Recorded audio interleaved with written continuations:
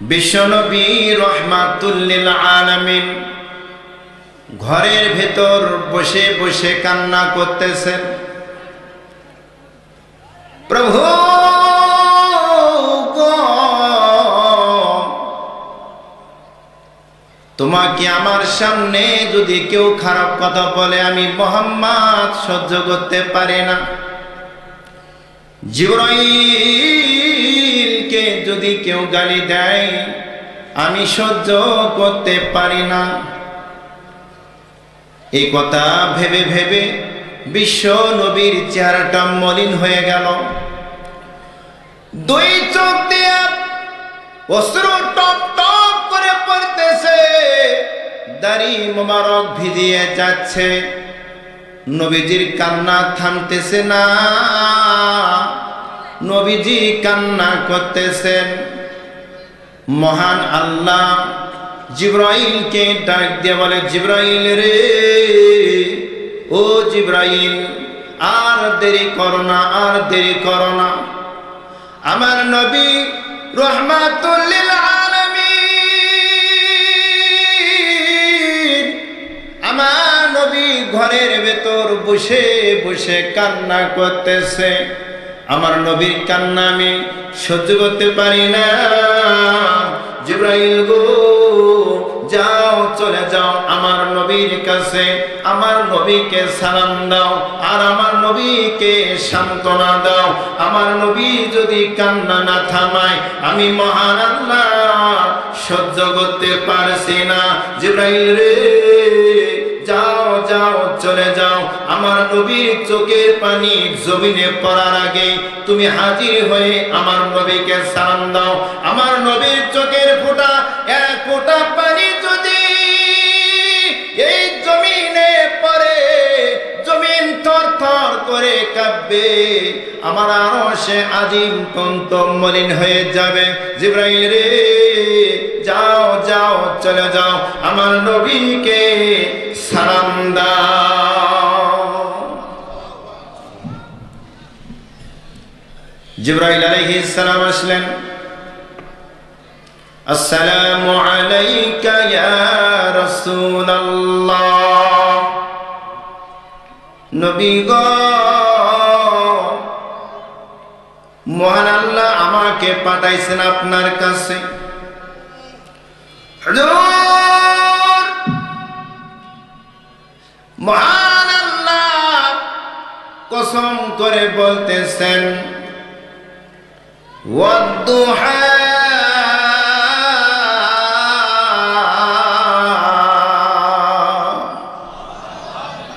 নবী গো, মহান আল্লাহ সকাল বেলার কসম করলেন। ওয়াল-লাইলি ইযা সাজা,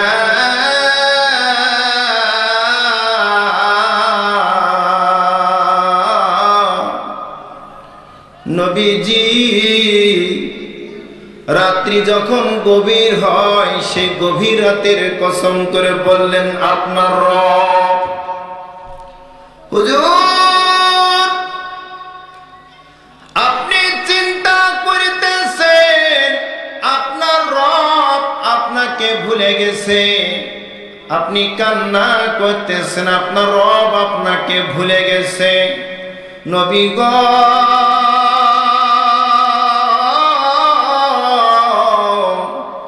মহান আল্লাহ আপনাকে ভোলে নাই। সুবহানাল্লাহ। মা ওয়াদ্দাআকা রাব্বুকা ওয়া মা ক্বালা।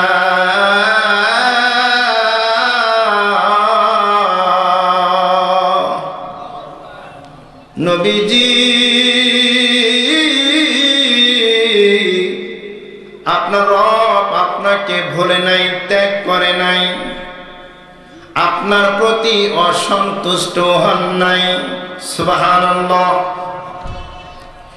ইয়া রাসূলুল্লাহ, নবীজি গো,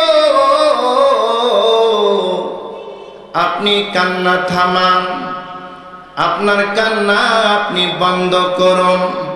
নবীজি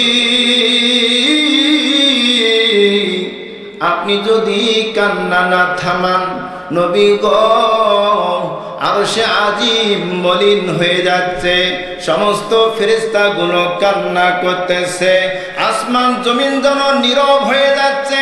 নবীজি আপনার কান্না আপনার রব তিনি সহ্য করতে পারতেছেন না। নবী গো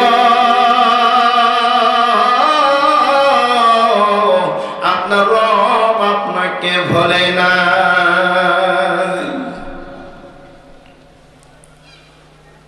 ওয়ালাল আখিরাতু খায়রুন লাকা মিনাল উলা।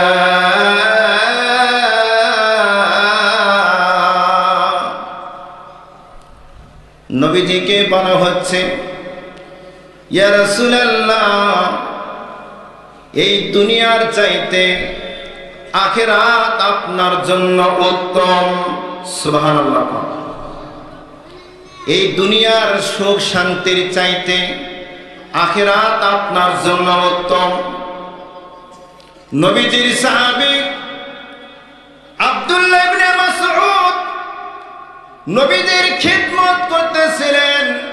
নবীজি খেজুরের পাতার চাটাই, এই চাটাইয়ের উপর তিনি শুয়ে আছেন। কিছুক্ষণ শুয়ে থাকার পর আব্দুল্লাহ ইবনে মাসউদ দেখতে পেলেন নবীজি যখন সেখান থেকে উঠলেন, ওঠার পর যখন তার শরীরের খিদমত করতেছিলেন, ওই শরীরের মধ্যে অনেকগুলো দাগ পড়ে গেছে। আব্দুল্লাহ ইবনে মাসউদ বলতেছেন, ইয়া রাসূলুল্লাহ, নবী গো, আপনি তো রাহমাতুল লিল আলামিন, আপনার এই দাগগুলো দেখে আমার কষ্ট লাগছে, মায়া লাগছে, মহব্বত লাগছে। নবীজি আপনি যদি আমাকে অনুমতি দেন, আমি আপনার জন্য নরম বিছানা, ভালো বিছানার ব্যবস্থা করে দেব।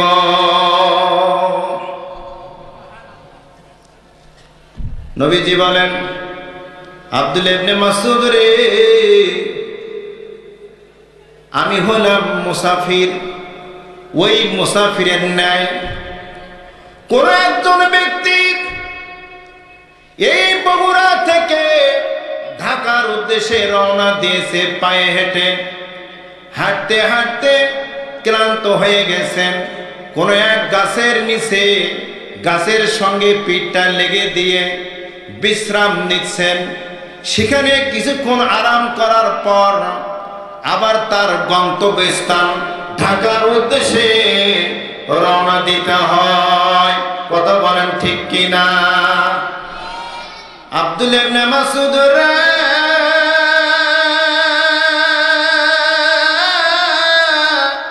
আমি হইলাম মুসাফির, আমার জন্য এই দুনিয়ার সুখ শান্তির জন্য আমাকে পাঠাই নাই। ও আব্দুল্লাহ ইবনে মাসউদ, আমি যদি আমার রবকে বলতাম, প্রভু গো, শুধু আমার বিছানা নয়, এই তামাম পৃথিবীকে আপনি স্বর্ণ দ্বারা ভরে দেন, দিতে কি দিত না? কত বলেন, দিত কি দিত না? সেগুলো না চেয়ে খেজুরের পাতা চাটার উপর জীবন যাপন করতেছে। আর আমার আপনার সিঙ্গাপুর, সৌদি আরব, মালয়েশিয়া, কাতার, দুবাই, ইউরোপ কান্ট্রি, কত রঙের দামি দামি কম্বল বগুড়া শহর থেকে জার্জিং বানাইয়া এই শীতের দিনে নরম বিছানা আর বিদেশি কম্বল দিয়ে মুড়িয়ে কি মজার ঘুম গো। রাত পার হয়ে যায়, ফজর আজান হয়ে যায়, টেরই পাওয়া যায় না। কথা বলেন ঠিক কিনা? আপনার আমার জীবন কত সুখে যাচ্ছে, আর আমাদের নবীর জীবনটা কিভাবে তিনি পার করেছেন। নবীজি বলেন, আব্দুল্লাহ রে, আমি নবী যদি দুনিয়াতে সুখ করি, আমার উম্মত এমনিতে অলস, আমি নবী যদি দুনিয়াতে সুখ করে যাই, আরাম করে যাই, আমার উম্মতগণ তারা যেমন এই বিদেশি কম্বলের বিনিময়ে তারা যেমন সুখ শান্তিতে দিন রাত পার করতেছে, মনে হয় তার থেকেও আরো তারা অলস হয়ে যাবে। কথা বলেন ঠিক কিনা? আমি নবী কষ্ট করি, এই কষ্টই তারা মনে করে না। তারা বিভিন্ন রঙের সামগ্রীর দামি দামি কম্বল কাঁথা মুড়িয়ে ঘুমিয়ে তারা রাত পার করতেছে, আর আমি নবী উম্মত উম্মত বলে কান্না করে আমার জীবনটা আমি শেষ করে দিচ্ছি। কথা বলেন ঠিক কিনা? আমরা নবীকে মুখে ভালোবাসি, রবিউল আউয়াল মাস আসলে ভালোবাসা বেড়ে যায়। রবিউল আউয়াল মাস এলে নবী তোমায় ভালোবাসি, রবিউল আউয়াল মাস চলে গেলে তোমায় ভুলে যাই। কথা বলেন ঠিক কিনা? দুইটা জিলাপি, আমরা হলাম আশেকে জিলাপি, ঠিক কিনা? জেলাপা পাইলেই খুশি, জেলাপা না পাইলে মনটা বেজার। মসজিদে জেলাপা দিলে এক হাত পাইতে দেয়, এক হাত জেলাপা দিছে, এটা পিছনে থেকে আর এক হাত দেয়, আসলে নাই। এরা হলো আশেকে জিলাপি, আসলে এরা আশেকে রাসূল নয়। তোমার সামনে নাস্তিক বেঈমানেরা তোমার নবীকে কটূক্তি করে, ব্যঙ্গ করে, অপমান করে। তুমি মুসলমান, বাড়িতে থাকো, ঘুমাও, নীরবে বসে থাকো, বিড়ি খাও, সিগারেট খাও, সুদ খাও, ঘুষ খাও, আরামে দিন পার করো, আর বলো আমি আশিকে রাসূল। তোমার সামনে তোমার নবীকে অপমান করতেছে, তোমার বিবেকে পাচ্ছে না, তুমি তার প্রতিবাদ করতেছো না, আর তুমি বলো যে আমি আশিকে রাসূল। আমি বলো তুমি আশিকে রাসূল না, তুমি হলে বাটপার পারগা মুসলমান। কথা বলে ঠিক কিনা? তোমার মতন মুনাফিককে নবীজি গ্রহণ করবেন না, তোমার মতন মুনাফিককে নবী সুপারিশ করবেন না। এরা হলো বাটপার পারগা মুসলমান। তুমি হলে আশিকে জিলাপি। তোমার সামনে তোমার নবীকে অপমান করে, তোমার কষ্ট লাগে না? তোমার সামনে তোমার মাকে গালি দিলে, তোমার মেয়েকে গালি দিলে, তোমার স্ত্রীকে গালি দিলে তোমার কলিজায় লেগে যায়, অথচ তোমার সামনে তোমার নবীকে অপমান করে সেই নাস্তিক বেঈমানেরা অপমান করে। তারা আবার এই দেশে তারা স্বাধীনভাবে তারা চলে, অথচ তুমি প্রতিবাদ করো না। তোমার একটা প্রতিবাদ না থাকার কারণে আজকে তারা বুক টান টান করে আজকে মুসলমানকে যেখানে পাচ্ছে সেখানে মুসলমানকে নির্যাতন করতেছে। কথা বলেন ঠিক কিনা? আজকে যদি মুসলমান যদি দলমত নির্বিশেষে কাঁধে কাঁধ মিলে হাতে হাত রেখে তারা যদি একসঙ্গে এক বাক্যে আল্লাহর নামে স্লোগান দিয়ে তারা যদি প্রতিবাদ করে, সেই নাস্তিক বেঈমানেরা তারা পালাতে দিশ পাবে না। কথা বলেন ঠিক কিনা? এই জন্য প্রস্তুতি গ্রহণ করতে হবে। এই দেশ ফেসিবাদের দেশ ছিল। ফেসিবাদ থেকে যেমন করে বাংলাদেশের তরুণ সমাজরা যেমন করে বাংলাদেশকে নতুন করে তারা সাজানোর পরিকল্পনা করেছে, যেমন করে তারা প্রথমে যেমন আবু সাঈদ তিনি জানতো না যে আজকে তাকে মৃত্যুবরণ করতে হবে, শহীদ হতে হবে। মৃত্যুর আগেও তিনি ভাবতেন না যে আমি আবু সাঈদকে পৃথিবী থেকে চলে যেতে হবে। কথা বলেন ঠিক কিনা? সে জানতো না এই দেশটা নতুন করে স্বাধীন হবে, জানছে কি সে? কিন্তু সে দুনিয়ার মানুষকে বুঝে দিয়ে গেছে যে আমি এক আবু সাঈদ বুক পাঠিয়ে দিলাম। এক আবু সাঈদ যদি এই বাংলার জমিন থেকে 2-4টা গুলি খেয়ে যদি মৃত্যুবরণ করে, এক আবু সাঈদ যদি বাংলাদেশে না থাকে, লক্ষ লক্ষ আবু সাঈদ তাদের বুক তারা পেতে দিবে। কথা বলেন ঠিক কিনা? যুবকরা প্রমাণ করতে পেরেছে কিনা? প্রমাণ করেছে তো। যুবকরা সব কাজে তারা যদি ইচ্ছা করে, তারা ফেসিবাদ যেমন মুক্ত করতে চায়, ফেসিবাদ যেমন দেশ থেকে বিতাড়িত করতে চায়, ইনশাআল্লাহ আগামীতেও তারা আরো ভালো কিছু তারা করতে পারবে। কথা বলেন ঠিক কিনা? যেমনই করে যুব সমাজ এই বাংলাদেশকে সুন্দর করে সাজানোর চেষ্টা চালিয়ে যাচ্ছে, আমি সেই যুব সমাজকে বলবো, সামনে যদি দেখা যায় কোন নাস্তিক বেঈমান কাপুরুষ তারা যদি এই মুসলমানকে হতাহত করার জন্য, নবীর নামে ব্যঙ্গ করার জন্য, ইসলামকে ধ্বংস করার জন্য তারা যদি ষড়যন্ত্র করে, আবারও তোমাদের স্লোগান দিয়ে আবারও ময়দানে দাঁড়িয়ে এর প্রতিবাদ করতে হবে। কথা বলেন ঠিক কিনা? সমস্যা হচ্ছে আপনাদের? কষ্ট হচ্ছে? আলোচনা চলবে? আমি চাই বদরের যুদ্ধ যুবকদের সহযোগিতায়, যুবকদের তাজা রক্তের বিনিময়ে বদরের যুদ্ধ বিজয় লাভ করেছেন। এই বাংলাদেশটাও দ্বিতীয়বার যখন স্বাধীন হলেন, এই দ্বিতীয়বার স্বাধীনে যুবকদের যুবক ভাই বোনদের বুকের তাজা রক্তের বিনিময়ে এই দেশটা আবার নতুন করে স্বাধীন হয়েছে। ইনশাআল্লাহ তাদের যে চিন্তা চেতনা, আগামী দিনগুলো এই দেশটা আরো ভালোভাবে চালানোর চেষ্টা করবে। কথা বলেন ঠিক কিনা? এই দেশে যেই প্রধানমন্ত্রী হোক, যেই আসুক, তারা অন্তত শিক্ষা গ্রহণ করবে। আমার পূর্বে যারা ছিল তারা ফেসিবাদ ছিল, তারা টেন্ডারবাজ ছিল, তারা চাঁদাবাজ ছিল, তারা ধর্ষণ ছিল, তারা খুনি ছিল, তারা এই দেশে যা করেছে, ওদের হাল যা হয়েছে, আমরা যদি ওই কাজ করি আমাদেরও তাদের চেয়ে আরো কঠিন ভয়ানক হাল হতে পারে। কথা বলেন ঠিক কিনা? তাদের কাছে শিক্ষা নেবে না? তাহলে যুব সমাজ যে কাজ করেছে, তরুণরা যে কাজ করেছে, এই কাজ স্বাগতম জানানো উচিত না আমাদের? আমি তাদের স্বাগতম জানাই। তাদের এই স্বাগতমে, তাদের এই অনুপ্রেরণায়, তাদের এই প্রচেষ্টায় আগামীতে যারা নির্বাচনে আসবে, আগামীতে যারা সরকার গঠন করবে, তারা এই পিছনের দিকে তাকাইয়া আগামী দিনগুলো তারা সুন্দরভাবে বাংলাদেশটাকে নতুন করে তারা সাজিয়ে উপহার দেবে। কথা বলেন ঠিক কিনা? আমরা চাই কি চাই না এই দেশটা নতুন করে সাজুক? যেই আসুক তার দ্বারা জন্য দেশটা নতুন করে সাজে।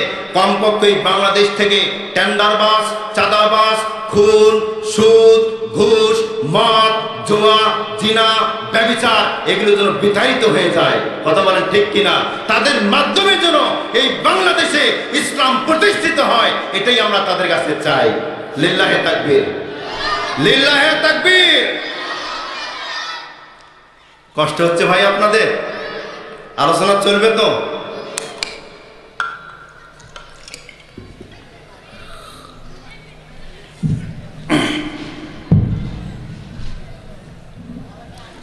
নবীজিকে বলা হলো, ইয়া রাসূলুল্লাহ,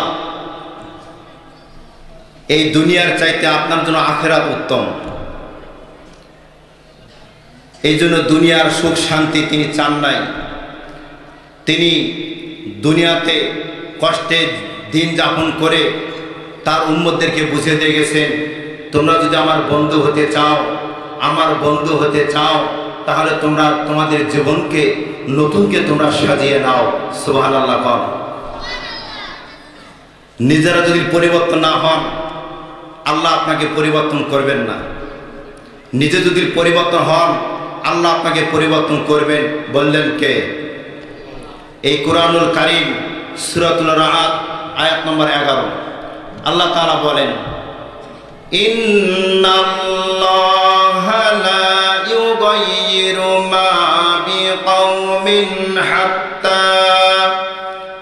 হাত্তা ইউগাইয়িরু মা বিআনফুসিহিম। আমি কোন অবস্থাতে জাতির অবস্থা পরিবর্তন করি না, কোন অবস্থাতেই দেশের অবস্থা পরিবর্তন করি না, কোন অবস্থাতেই মানুষের ভাগ্য পরিবর্তন করি না, যে পর্যন্ত না তারা নিজেরা নিজেদের অবস্থান পরিবর্তন করে। কথা বলেন ঠিক কিনা? আপনি যদি সুদ ছাড়েন, আল্লাহ আপনাকে সুদ ছাড়াবেন। আপনি যদি ঘুষ ছাড়েন, আল্লাহ আপনাকে ঘুষ ছাড়াবেন। আপনি যদি বিড়ি ছাড়েন, আল্লাহ আপনাকে বিড়ি ছাড়াবেন। আপনি যদি পানের সাথে জর্দা চুন ছাড়েন, আল্লাহ আপনাকে জর্দা চুন ছাড়াবেন।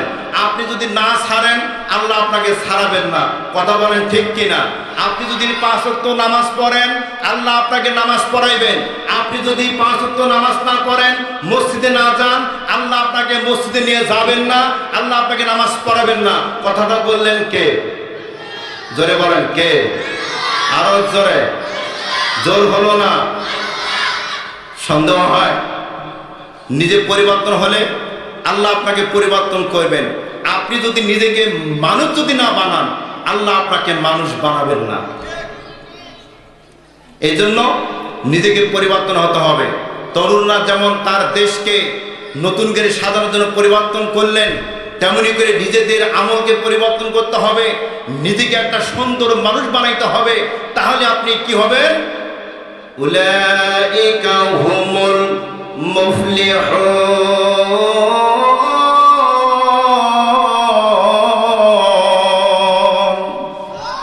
তাহলে আপনি সফল কামিয়াব হবেন। বন্ধুরা আমার, আল্লাহ তাআলা বলেন ওয়ালা সাওফা ইউতিকা রাব্বুকা ফাতারদা।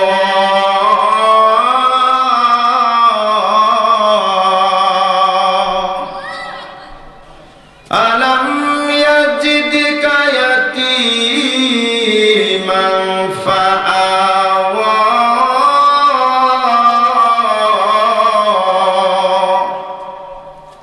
আল্লাহ তাআলা বলেন নবীজি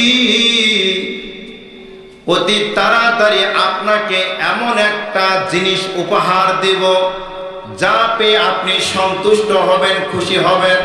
সুবহানাল্লাহ। কোন ওয়ালা সাওফা ইউতিকা রাব্বুকা ফাতারদা।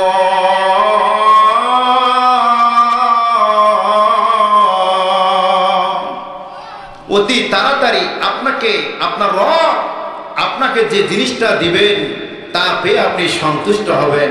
সুবহানাল্লাহ। পরের আয়াত আলাম ইয়াজিদকা ইয়াতীমান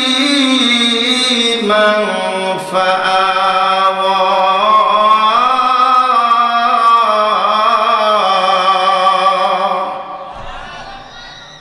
আল্লাহ তাআলা এখন তার নবীকে অতীতকে বলতেছেন,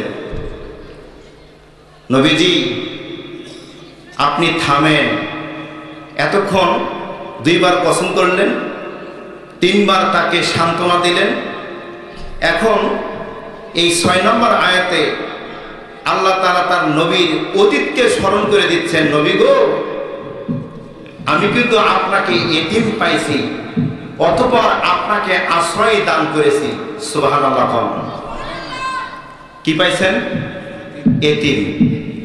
কোন একটা মানুষ বিদেশ থেকে আসলো, অথবা অনেক টাকার মালিক হলো, একদিন তাই অথবা তার বাবা অথবা সে কামলা দিয়ে মাটি কেটে ভাত খাইছে, বিদেশ করে অনেক টাকার মালিক হয়েছে। সমাজে এসে যার তার সাথে খারাপ আচরণ এবং গালাগালিজ কথাবার্তা বলে, যেটা সমাজের লোক পছন্দ করে না। ওকে যখন কোনো মতেই থামানো যায় না, তখন লোকেরা বলে এই তুমি একটু থামো, তোমার বাপে কি ছিল, তোমার বাপে কামলা দিয়ে খাইছে, ভিক্ষা করে খাইছে, তাই পড়া তুমি এত বড় বড় কথা বলতেছ। ঠিক কিনা? অতীতকে যখন স্মরণ করে দেওয়া হয় তখন ওই চিন্তা করে কথা তো ঠিকই, তো আমার বাপে তো ভিক্ষা করে খেয়েছে, আমি নাই বিদেশ করে নাই কোটি টাকার মালিক হয়েছি, তখন কিন্তু থামে যায়। থামে কি থামে না? নবীকে এখন সান্ত্বনা দেওয়ার পর বলতেছে ইয়া রাসূলুল্লাহ আমি কিন্তু আপনাকে এতিম রূপে পাইছি, অতঃপর আপনাকে আশ্রয় দান করেছি। সুবহানাল্লাহ। এখন এই আয়াতের ব্যাখ্যায় চলে যাচ্ছে আমি। 6 নম্বর আয়াতের ব্যাখ্যা। আলাম ইয়াজিদকা ইয়াতীমান ফাআওয়া।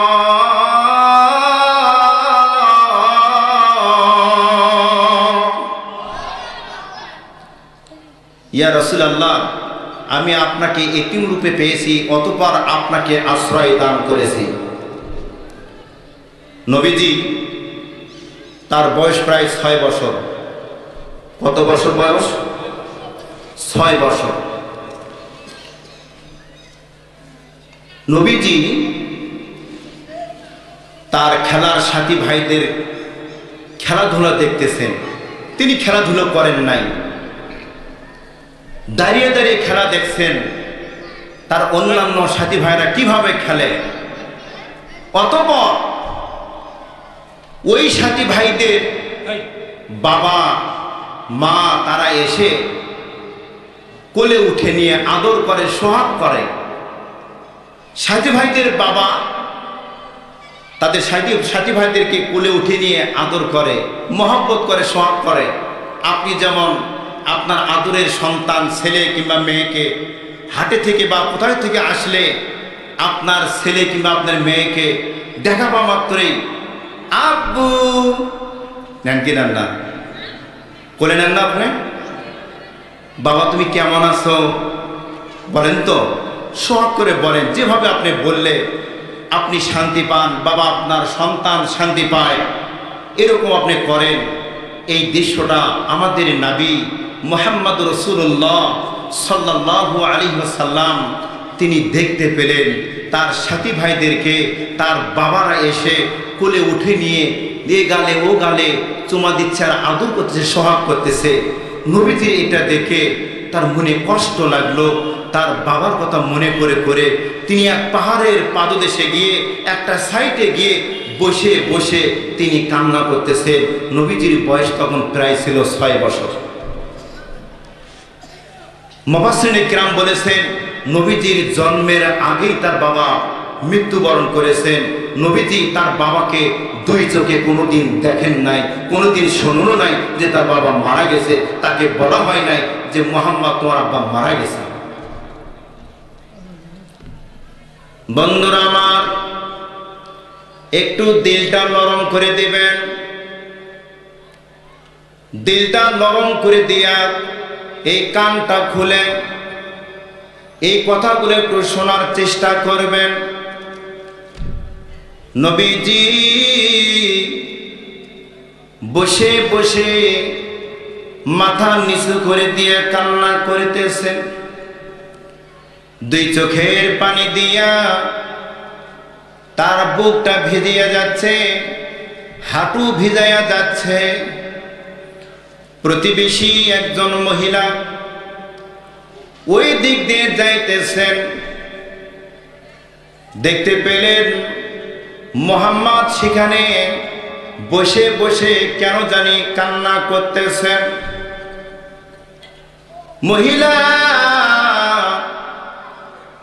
এই দৃশ্য দেখে তিনি সংবাদ নিয়ে চলে গেলেন আমেনার কাছে। আমেনা রে, ও আমেনা, তুমি কি জানো তোমার সন্তান মুহাম্মদ সেখানে কেন জানি বসে বসে কান্না করতেছেন?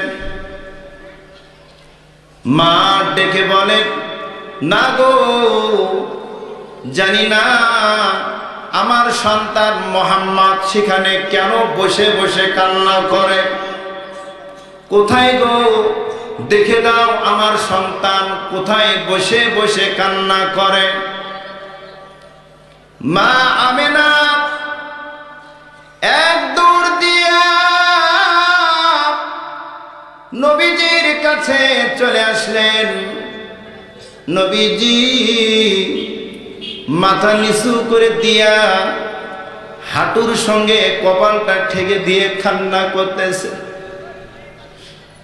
2 চোখের পানি দিয়ে তার বুক হাঁটু ভিজে যাচ্ছে, শরীরের ভিতরটা কাঁপুনি উঠে গেছে। মা চলে আসলেন, নবীজির মাথার উপর হাত রাখলেন। ও বেটা মুহাম্মদ, মুহাম্মদ রে, কেন তুমি কান্না করিতেছ? তোমার কান্নার কারণটা কি? নবীজি কথা বলে না, মাথা উঠায় না। মা ডাক দিয়ে বলে, মুহাম্মদ রে, কথা বলো, কেন তুমি কান্না করতেছো? কি হয়েছে তোমার? তোমাকে কেউ গালি দিয়েছে না তোমাকে কেউ মেরেছে? ওঠো বেটা, মাথাটা উঠাও। আমি মা তোমার কান্না সহ্য করতে পারছি না। নবীজি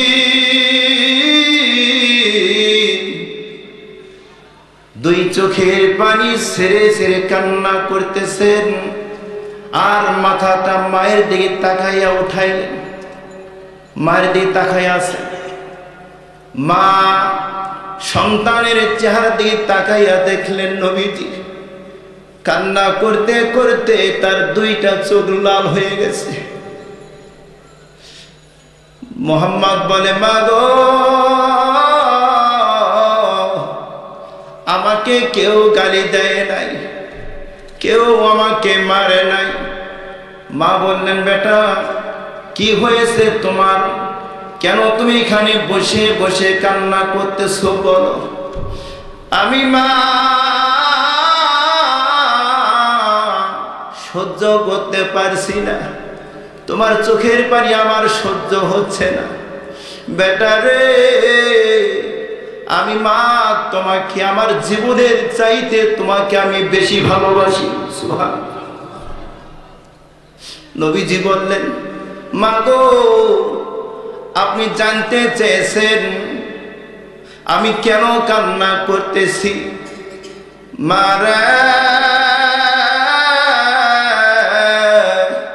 আমার কান্নার কথা তুমি জানতে চাচ্ছ? মা শোনো, আমি দেখতে পেলাম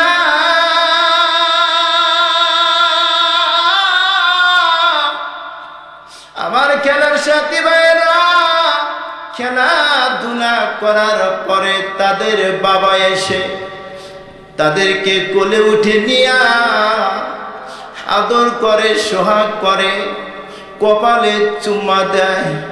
মারে, এই দৃশ্য দেখে আমার বাবার কথা মনে পড়ে গেছে। মারা, আমার আব্বা আমার কাছে আসে না। বলো মা, বলো আমার আব্বা কোথায়? আমার আব্বা কেন আমার কাছে আসে না? আমাকে আদর করে না, সোহাগ করে না। ও মা, বলো গো, আমার আব্বা কোথায়? আমি যে আর সহ্য করতে পারছি না। মা গো, আমার আব্বাকে যদি দুই নয়নে আমি দেখতে পাই, আমার কলিজা ঠান্ডা হয়ে যাবে। যার মা পৃথিবীতে নাই, যার বাবা পৃথিবীতে নাই, সেই জানে বাবা হারা মা হারা কেমন ব্যথা। ওমর মালিক রে,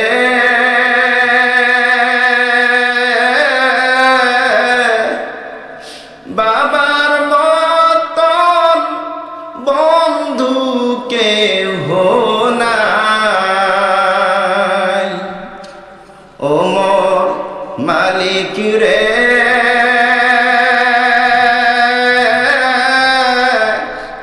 মায়ের মতন আপন কেহ নাই। ঠিক কিনা বলেন? নিজের হাতে ভাত মাখিয়া খাওয়াই তো আমারে,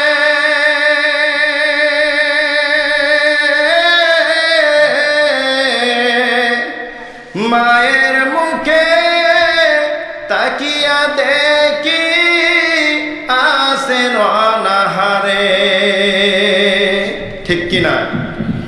সেই মায়ের দিলাম বিদায়, সেই বাবার দিলাম বিদায়, খালি কাপনে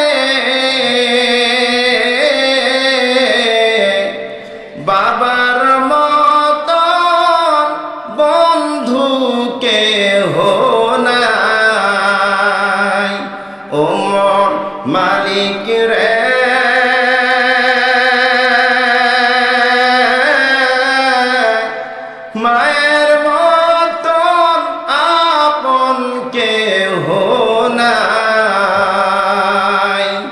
কিনা? লিল্লাহে তাকবীর। নবীজি কান্না করতেছেন, মনে আছে আপনাদের? শেষ করে দেব, আলোচনা চলবে?